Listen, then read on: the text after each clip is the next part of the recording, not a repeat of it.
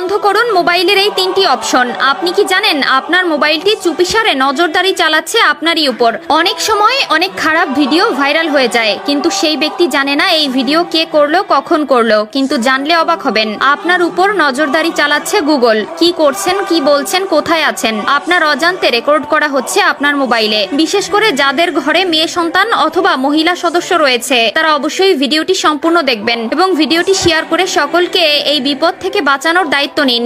আপনার ব্যক্তিগত মুহূর্তটাও রেকর্ড হচ্ছে মোবাইলে। আপনার ক্যামেরা বন্ধ থাকলেও অটোমেটিক আপনার ব্যক্তিগত মুহূর্তগুলো রেকর্ড হচ্ছে আপনার ফোনে, যা এক সময় আপনার জন্য ক্ষতির কারণ হতে পারে। ভিডিও স্কিপ না করে আগে গুগলের এই তিনটি অপশন এখনই বন্ধ করুন। বাংলাদেশের বেশিরভাগ মানুষই জানে না এই সেটিংস সম্পর্কে।